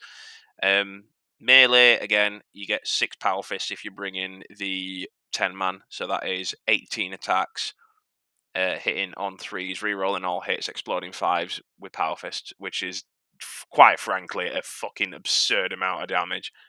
But yeah, they're just too pricey. I still think they're very, very good. You could probably still bring them, but I think the ones in S tier are just better for you. You get more money for what you need to. So again, Terminators are very good at holding the mid board, but that's pretty much it. There are better versions of this. So, for example, if it's a mirror match and I have a 10-man unit of Terminators against Lucius, who's in the mid board with a unit of Legionaries, armed to the teeth and Master Executions, etc., I'm probably going to put my money on Lucius because of the sheer amount of re-rolling wounds you've got and the sheer amount of damage you're putting out there with Master of Executions, Dev Wounds. These guys have got no way to beat it. I'm probably going to get told, I'm an idiot, because I think 10 Terminators are going to probably kill Lucius and the Legionaries. And if they do hit back, especially in this detachment, they definitely will. But a majority of the time, Lucius is going to kill like 1 or 2, maybe 3 Massive Executions. You're going to get full rerolls to wounds, so you're going to be fishing for those extra dev wounds. You'll probably kill 2 or 3 if you're lucky. Legionaries are going to probably get quite a lot of damage through and kill, maybe 2. So that leaves us like 4 or 3, maybe 5 Terminators left. And granted, they will probably kill that unit because, they're probably all power fists. But the 370 points for a unit that you don't really, they're roughly the same cost. So Master of Executions is 80 plus the 95 from Lucius, which is 100. My math is fucking terrible. Hold on. 175 points for the Master of Executions and Lucius plus 180. So that'd be. God, my math is really bad. Let me get a calculator. Hold on.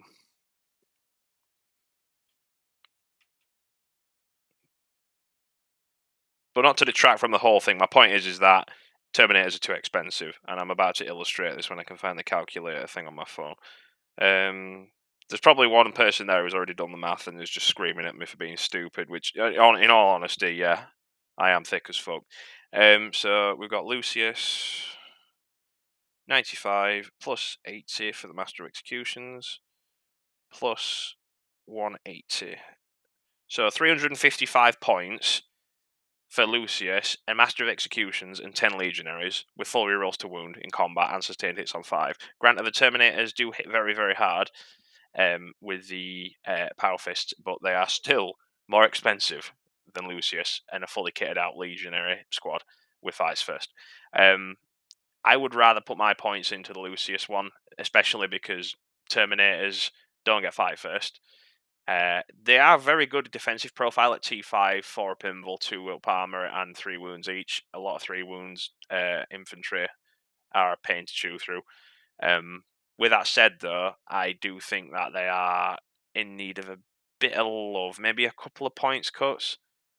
because Terminators are, especially for a lot of detachments, Terminators and Chaos players in general. I mean, I really love running heavy units or infantry, like your big heavy elite infantry.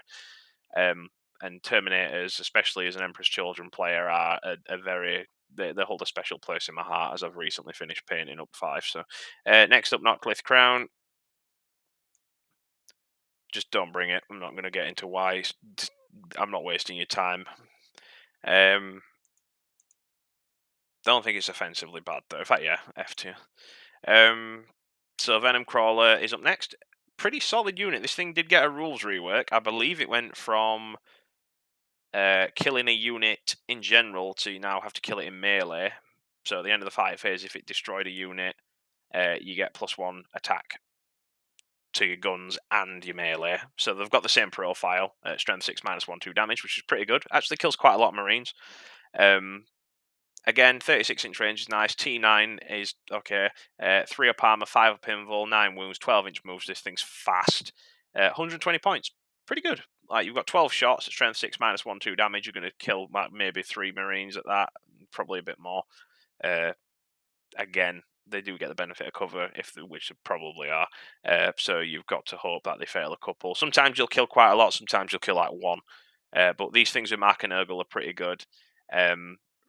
Make Chaos Undivided even. Like, the reroll ones to hit is pretty good, especially due to the sheer amount of shots you're throwing out. And having the rerolls to wound as well on a CP if you wanted to slam them. But either way, it's 120 points for a fast skirmisher unit that can do quite a lot of damage, more damage than it should do. It's good into so heavy infantry, light infantry, light vehicles.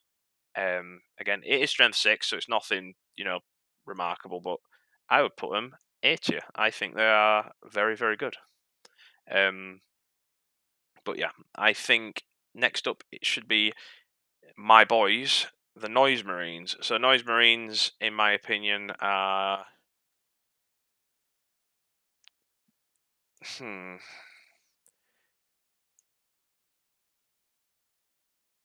Let me just redo this a bit. Hold on.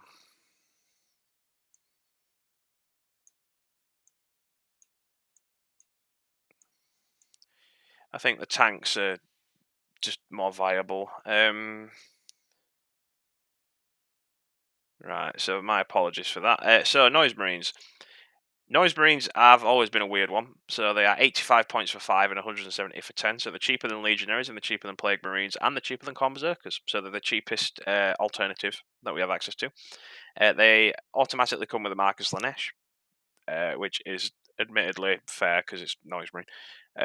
In the shooting phase, you force a unit that you have shot to take a battle shock test, which is pretty good actually. It's not the worst because sometimes you do get that off and it does stop them from capturing an objective, but it's due to the sheer amount of shots.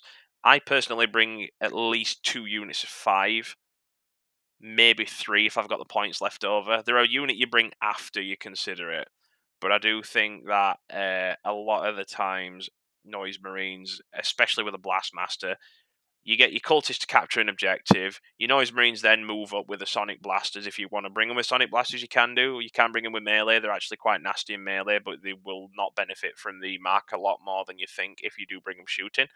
Uh, with that said, though, I do think that Noise Marines do fill a particularly good role. So that strength 9 -2/3 damage, heavy, is really good. So you're hitting on 3s if you stand still. Again, if you stood still. But you do get to advance and shoot with the Slanesh stratagem. So if you want to be an absolute meme lord, you can bring a unit of 10 with Sonic Blasters and just run up the board with Chaos Icon on. So you do get the reroll leadership, which is great. And they're actually quite nasty in melee if you do bring them with a melee loadout, because they do get the Power Fist on the Sergeant. He gets a Doom Siren, Sonic Blaster, and a Power Fist, which is a very, very kitted out Noise Marine.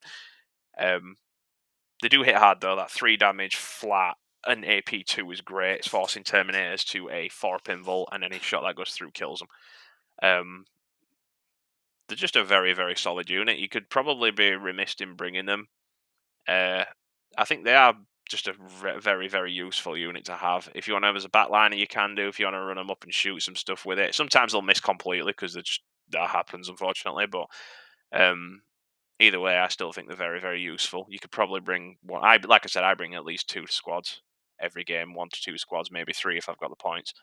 Next up is another personal favorite of mine, the Land Raider. Land Raider is going in A tier. Um, Land Raider is mainly carried by the assault ramp and the fact that it's basically a Havoc squad with a better toughness. It's a Rhino mixed with a Havoc squad. It has better toughness, a 2 up armor, 16 wounds, 5 OC, advance and charge with assault ramp, uh, 4 las cannon shots, hitting on 3s. So you're a lot tankier. So unlike Havocs, if you get shot by very, very high damage weaponry or even any weaponry and you lose a couple of wounds, it doesn't matter. You're still going to take a lot more to kill and you're going to be dealing a lot more damage reliably because you're still going to keep those 4 las cannons. They can transport too, which is great. So you do get the benefit of having legionaries jump out or chosen jump out. Granted, you will probably need to bring this with Mark and Nurgle, unfortunately, to get the benefit from the las cannons. So in that sense, I'd probably say. So the reason why I'm putting it below is because it's transport. So you're going to be bringing this for a transport. If you want in a shooting platform, just bring another Predator. If you want in a transport platform, this is the one that you want to bring. So sometimes you can bring it with Marcus Lanesh, where you get the advance, shoot, and charge if you want to.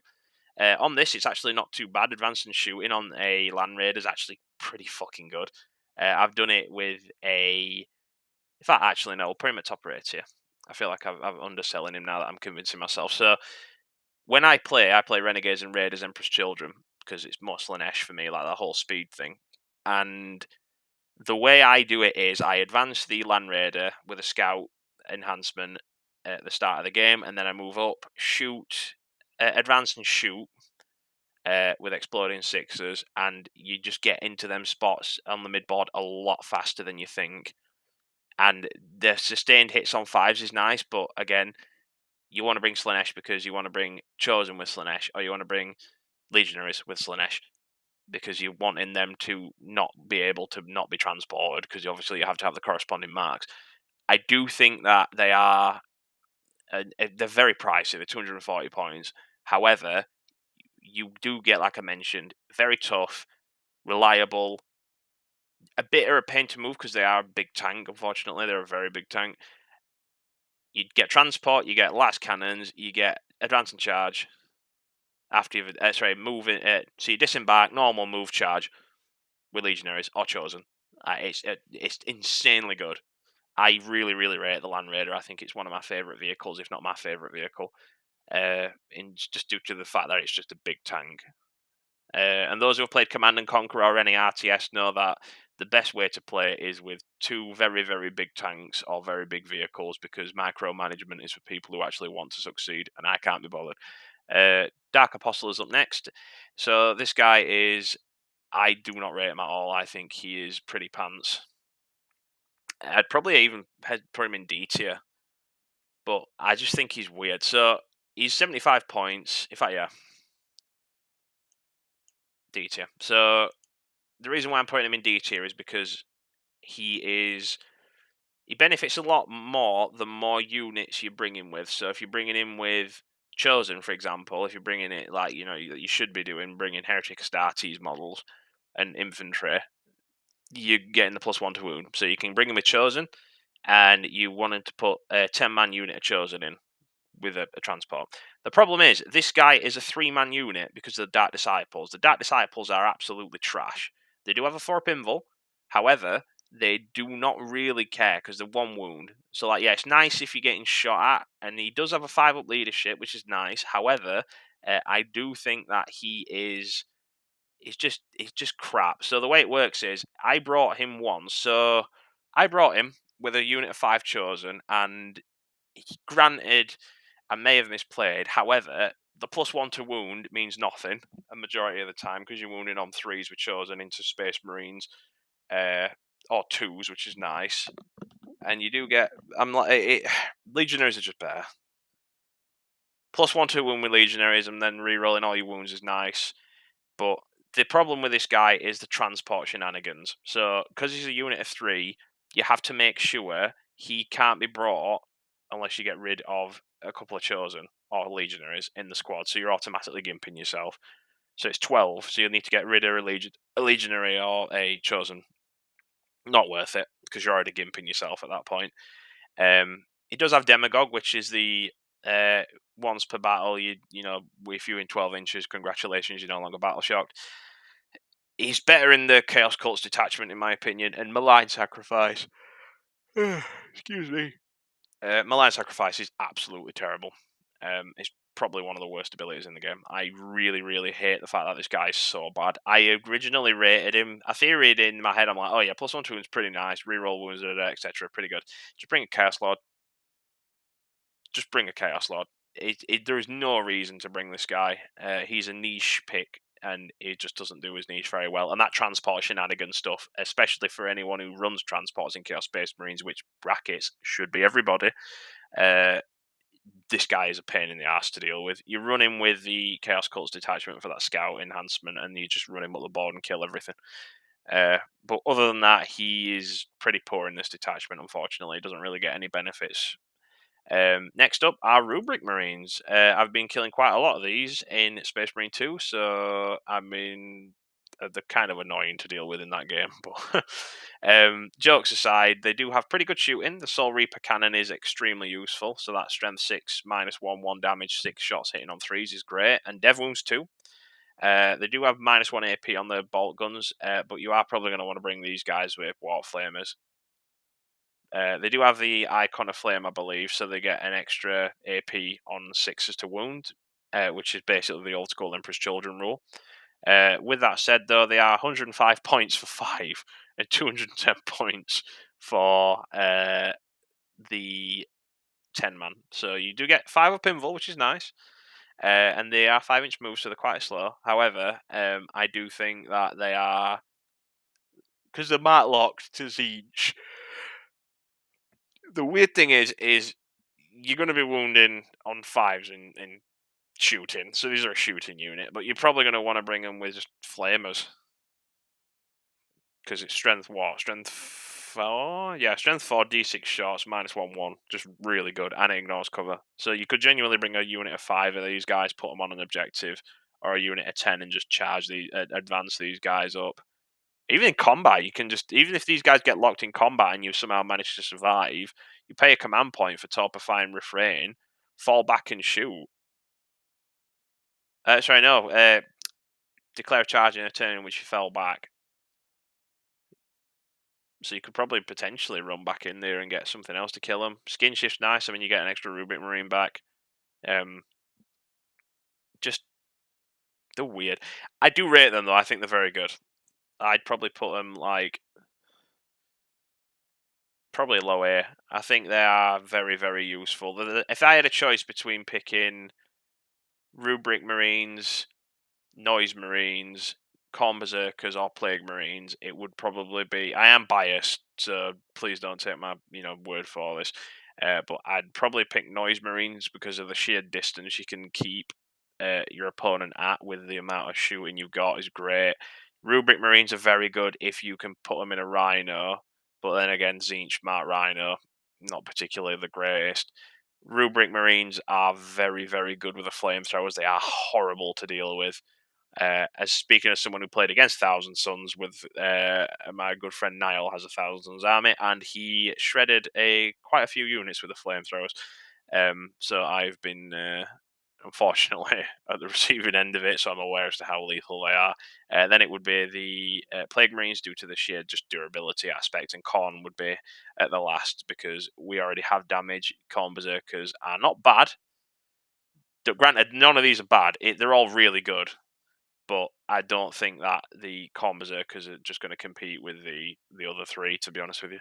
If you're going to bring any extra infantry, though, just bring Legionaries. You might want to bring Rubrics if you want that Flamer Trooper. In fact, I'd probably put them just below Noise Marines, actually. I think Venom Crawlers are okay, but I'd rather bring the... In fact, no. I'd rather bring a Venom Crawler than Rubric Marines. I'd rather bring Noise Marines than a Venom Crawler. Raptors... probably there. Terminators. I'd probably bring Raptors over Terminators. And that guy goes there. That guy goes there. No, I think the tanks are better than all these, but I think I'd rather bring. Yeah, I think that's fine. So right next up, we've got the Traitor Guardsmen. So Traitor Guardsmen originally, as we were aware on my previous videos, I'm a big fan of Traitor Guard. I do really enjoy them. However, they have been getting the rough end of the stick for a very long time. You could bring 3 cultist snipers originally, which was great because we needed a sniper rifle unit. We don't have one, I'm afraid, other than the Master of Possessions, but there's not a dedicated sniper unit like these guys, an actual sniper. Again, you'd have 3 shots hitting on hitting on 4s unless you stood still, in which case you were hitting on 3s. You would just camp at the back of the map for 70 points and fire 3 shots, markers each, maybe auto wounding on a couple of them. Strength 4 -2, 2 damage. Just very reliable, good killing Space Marine characters, Sisters of Battle characters, Eldari characters, even Death Guard characters. A lot of the times I've killed a Foul Blightspawn or 2 with these guys. That being said, they also do get the benefit of cover against ranged attacks if they're within a objective radius. They are T3, 1 wound, 7 up leadership, so they do have 2 OC, which is great because you do get 10, so that's 20 on an objective, which is quite frankly ridiculously good. However, they are not allowed duplicates now, so you have to bring, in my opinion, the best output you can get with them is the melter gun, the grenade launcher, and the sniper rifle. Originally, that you could bring 2 duplicates and then 1 an additional uh, weapon, but personally, I don't think that should have been a thing. I think they should have kept it as it was originally. I understand why, because obviously, if you just bring loads of traitor guardsmen, you just can get like 18 shots. If you bring 3 units, 6 units in Chaos Cults, that's 18 sniper shots. So basically, any character's just going to fucking die. Granted, it is Traitor Guard, so they're okay. I still think they're very usable, but I just think Cultist Mob just does what they do better. They are basically a shootier version of the Chaos Cultist Mob, because Chaos Cults now can't shoot, or the mobs can't shoot because they've got the ranged output took off them, unfortunately. Where would I put them? Probably like C tier. If it were original ones, I'd probably put them in like A or B, but now because they've been nerfed, I don't rate them. They're okay in Chaos Cults though. Helldrake, F tier. It's too expensive, and I'm not elaborating. Next up is the Master of Executions, personal favourite of mine as well. I do love a lot of our models, to be fair. This guy is going in S tier. Probably there, because I'd rather have a Vindicator and Bikers. Again, you can attach him to a unit of that's already been led by another model. So, for example, a Chaos Lord, even a Baden, actually. You can bring him with a Baden. Is just a very good unit. So the dev wounds and precision's great. So any character just does not want to be in combat with this guy. He does die immediately because he's got no invul and he's only 3 up armor, 4 wounds, toughness 4. If you kill a character, you get a command point. Very good. The main reason why I bring him though is because of Warp-Sighted Butcher. You can plink a few wounds off a unit, and then if you get into melee with it, the entire unit from in melee, if you shoot at it from a distance, plink a few wounds off it, then charge, get into melee, you now get 4 rerolls to hit because it's below its starting strength. If it's below half strength, you get to reroll wounds, but most of the time you get in this guy uh, on the unit that you attached him with. So Chosen or Legionaries, for example. Legionaries get 4 rerolls to wound anyway, but cultist Chosen having 4 rerolls to hit and wound if they're below half HP on the unit that you're attacking is below half HP. Sorry, very very good. It just amplifies the damage massively. Having him Slanesh with those extra 5s to hit, re-rolling wounds on an objective if it's with Legionary, so you can fish for dev wounds. You will do a metric boatload of damage. This guy does a shitload of melee damage. Just quite frankly ridiculous. Obviously S tier because he's cheap and he does a lot of damage. Warpsmith is next. If I can find him, there we go. So that is better in other units, detachments, but I do think that he's actually quite viable. I'd probably put him in like Maybe C tier. I think the problem is he's not bad. I just wouldn't bring him because there's better stuff that you can bring for 70 points. Um, again, he's just he's better for again. He's better in another detachment, which I'm not going to spoil. Speaking of, well, ironically, actually, the guy who we're on about not spoiling, Vashtor. Vashtor got a massive glow up, like I mentioned a couple of videos ago. This guy is actually pretty scary now. Strength 14, -2/3 damage, anti-vehicle 4 up, dev wounds on his hammer, hitting on 2s with 6 attacks. Pretty nice. He's got a very good anti-vehicle flamer as well. Toughness 10, deep strike, 2 up armor, 4 up invul, 14 wounds, +1 strength to demon vehicle units within 6 inches of him, which is great. And he also gets any enemy unit within 18 inches of him until the end of the phase targets. They have hazardous, so anytime they shoot, they have to take a hazardous test, which can blink off a few models and units, which is great. Um, the problem is he doesn't have a mark because he's not bound to any of the Chaos Gods. He's a great unit. It was 190 points. He's expensive, but like he is still very, very good. I think in this detachment, again, C tier. I'd probably bring a Defiler over him, but I wouldn't bring Traitor Guardsman over him. I think he is. He just again he benefits in a different detachment. It's a bit difficult to judge him with that. Next up, Cypher. This guy is really good. I think he is a solid low S. I think he is. A lot of people are going to be like, "Oh, he's way overrated." Blah blah blah. He is low on op, so you don't have to worry about shenanigans from range. So you can just run him up. Toughness 4, 3 up armor, 4 up invul, 5 wounds. So decent-ish. Not particularly too difficult to chew through, but again, 4 up invul's always nice. His shooting's actually quite nasty. Strength 8 -3, 2 damage. That's 3 hits. You do get. I don't think you get a chaos mark on this guy now. So you'd have sustains on. Well, you get sustains anyway. So you're probably not going to dart pack because most of the time you're going to want to use sustains. You don't really want to use lethal hits on this guy. You can shoot in combat with him, which is great. So his pistols are actually pretty fucking nasty. He can advance and shoot too because he's got assault.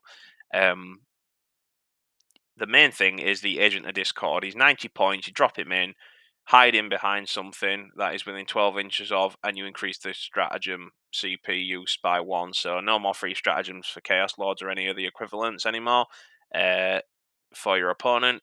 If your opponent's going to use a 2 CP stratagem, they're not anymore because no one's paying 3 command points for a stratagem unless it's going to win them the game. 1 CP stratagems like Armor Contempt, you now have to pay 2 CP for.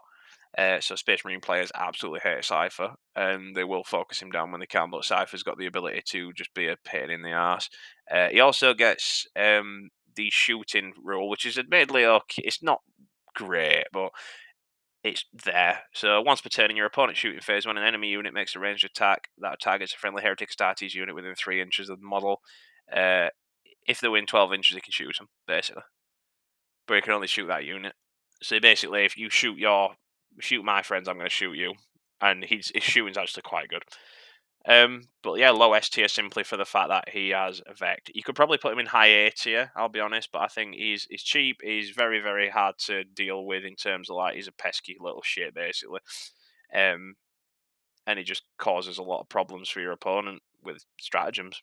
Logistically, he's a nightmare for your opponent to deal with. Next up is a Hellbrute. So in this detachment, I think he is a solid A tier. I think he is in this detachment. He shines a lot more because obviously, yeah, granted, his melee is scary. He's got some decent shooting, blah blah blah. You can run him with whatever. I personally run him with the hammer. You could probably run him with a fist, but the main way I run him is with the plasma cannon. Or the las cannon, depending on what I'm shooting at. And then the hammer, obviously. And I give him the heavy flamer too, because Overwatch is nice. The main reason why I bring it in, you get both benefits for a dart pack. He is 130 points, so he's quite pricey, and he doesn't have like an invul, so anything AP 3 or higher is going to be a bit concerning because he's only got 8 wounds. However, he's scary in melee, like I said. You do get slowed. You probably bring this guy with either Mark and Nurgle for that shooting and turn him into a shooting platform, or you bring him with Marcus Lanesh, give him advanced shoot and charge, and anything he touches in melee with a hammer is going to die because you're hitting on fours, strength 14, minus 3, d6 plus 1 damage, 5 attacks, exploding fives to hit, and lethals to hit as well because you're getting the benefit of the aura that he's got. Um, the reason why he's a lot better in this detachment and probably the best in this detachment out of any other is simply due to the fact that you are more likely to get your dark packs off. So you get the 5 up for the sustains, and you get the lethal added onto that as well. You're more likely to get a 5 or a 6 than you are just a 6. So that's literally it's like a 33% chance. Um, Again, with full rerolls to hit, especially with a bad on this guy, is scary. It is a big investment. It's like nearly 100, nearly 400. Oh, it'd be 425 points, I believe, off the top of my head for this guy and a Baden. But again, you put these in center of the board, and your entire army basically just hits far harder than it should do. Rerolling to hit, fives to explode on pretty much any of the marks that they're doing. So, for example, if you're doing Mark and Nurgle and you want to get those lethals to hit as well, due to the fact that you can't run markers each, you've got it. So this guy is pricey. He will get shot by your opponent if he knows what he's doing. However, I definitely would recommend bringing him and testing him out. Next up are Possessed. Unfortunately, Possessed have been nerfed. I do think they are still okay-ish. I'd probably say, if I had choice, I would bring Chosen over these guys, but I think Possessed are... Mm, yeah, I'll put them there. So, a lot of people, as they're fully aware, I am not a big fan of Possessed. I just think they're a very weird unit. So yeah, they're fast. Yep, they've got good toughness at toughness 6, which is great. 5 up pinball, 3 up armor, very solid. 3 wounds. What's bad about them? They blend in melee, which is great as well. So hitting on threes, strength 5, minus 1, 2 damage. Pretty good. Like, you're going to kill quite a lot of Space Marines with that profile. They also got nerfed, unfortunately. They're too pricey. So you can't put them in a possessed in a transport. So there's no possessed in a transport unless it's Land Raider, in which case you can only put 5 in because they take up 2 slots instead of 1. Um, they do get rerolls to hit. Rerolls to leadership tests. Sorry, for dark packs, which is good. And they once per battle, when the unit make a dark pact at the end of the phase, they get dev wounds, so they are pretty nasty in melee. But the problem is, I would rather bring legionaries. So you can bring Marcus Lanesh for these guys. They will get up the board. They will skirmish with whatever you want because they are advance, charge, shred, and the dev wounds is surprisingly nasty, especially if you're going into something that you're hitting harder. You can get Chaos Undivided on these guys, like the old school combo where you could re-roll your wounds, so you're fishing for sixes basically. Admittedly, I don't get why they took that ability off. I mean, I understand why, because having 10-man unit that could do like 22 mortal wounds to a unit if you had full rerolls to wound on average is pretty fucking wild. But without that, I think they're kind of anemic. I still think they're a solid unit. You could probably bring them in a list and get away with it, but there's just better alternatives like Chosen, for example. I'd rather have Chosen than Possessed because Chosen can actually, you know, do a lot more. They can get into transports. They can advance and charge base kit anyway, so they're not requiring a command point, which Possessed would need. Granted, they don't hit as hard as Possessed do, but they have better AP, and they probably could. Well, no, actually, I'd probably say they do, because you're strength 5 anyway. You're at AP minus 2 with Chosen against AP 1 for the Possessed, and then you've got 2 damage for Possessed. So, granted, Possessed are better at killing 2 damage, 2 wound model like Marines, but Chaos Lords are throwing out that many Chaos Chosen are throwing out that many attacks anyway. It doesn't really matter. Granted, you're probably both bringing them with Slanesh anyway. But either way, I think they're a very underwhelming unit. I do think that the Possessed do need a bit of a tweak, though, just to get a bit more love. Maybe make them a bit cheaper. I don't mean like 15 points. I mean like maybe 5 points off would be nice. Maybe 10 at a push. But either way, they're okay. They're a solid unit. If you want to bring them, they're probably best to be bringing them in this detachment or renegades and raiders actually. But other than that, they're still very very useful. Next up, Chaos Lobby Jump Pack. So this guy, unfortunately, you can't bring him with a Thunder Hammer because Games Workshop are allergic to fun apparently. So once per battle round, I'll just run through his stats first. So he's 90 points, which is pretty well priced. 12-inch move, toughness 4, 3 up armor, 4 up invul, 5 wounds. Once per battle round, one unit from your army with this ability can use it, and when its unit is targeted, you get a free strap. So they get a free stratagem for raptors, which is strange to be honest with you, but yeah. And he also has Cruel Hunter, which means when you get piling or consolidate, you get 6 inches instead of 3. Pretty big in certain situations, but again, very niche. It's just a weird choice of unit. Like he's okay. I think I don't particularly rate him in any particular lineup. I don't think you see him in lists for a reason because he's just too pricey. The fact that if he led Warp Talons, this would be a lot better. However, Warp Talons in lore are just like feral dogs, so good luck trying to lead them. You set them on people, you don't lead them. Raptors are obviously different, but Raptors do not need a leader. So this guy is going in D tier. I think he's not offensively bad, but he's just not good in this particular. He just needs a bit of a tweak. Like his rules need to change. I know he's like being streamlined into being a Night Lord's uh, style, with a whole battle shot consolidate, etc. But yeah, either way, he's okay, but not in a good way. Next up, Forge Fiend. Forge Fiend is still scary at the ectoplasma cannons at strength 10 minus 3 damage, D3, hitting on 3, 36-inch range with blast, very very strong. You get Dev Woos and Hazardous if you pop your Dark Pact. Oh no, each time it's selected to shoot, it can use this ability. But you just get Hazardous, so you bring that anyway, let's be real. 190 points. Pop this with Mark and Urgle. Obvious choice where this guy's going to go. Forge Fiend, you could honestly switch them up, these three. Some people prefer the Forge Fiend, but the problem is, Forge Fiend doesn't hit as hard as an anti-tank tank would, but it hits harder than the. It hits way too hard for killing it. It's just a solid infantry / tank threat because it's strength 10, and the dev wounds and high AP is very good. So you could genuinely probably bring it. In fact, actually, yeah, I'll put him there. I think he's just under the Land Raider. He is very pricey, but a lot of the times people are just going to bring that and then a cultist mob. So your cultist mob will keep your backline, whereas this guy, Mark and Urgle, is still an insane amount of damage. But either way, I think he is a very, very strong unit, a very good shooting platform. And you wouldn't be remiss in bringing him because he's extremely useful for just deleting specific units. Next up is arguably one of the shittiest units in the entire Codex, and this guy is going at the F tier. He's fucking terrible. Cultist Firebrand is absolutely dog water. His flame is actually not too bad, but he's 45 points for a guy who's T4, 4 up armor, 4 wounds, and you can lead a cursed cultist or cultist mob, and you can reroll leadership test. Oh my god! And if you shoot an enemy unit, they have to take a battle shout test. Oh, scary! Wow. No one cares. No one's bringing him. He's absolutely garbage. And Games Workshop, fuck you for trying to sell a model that were originally in the Blackstone Fortress set as a separate unit. Next up, last but definitely not least, Chaos Lord is last, and he is going at the top of S tier. This guy is the quintessential auto-include in pretty much any game.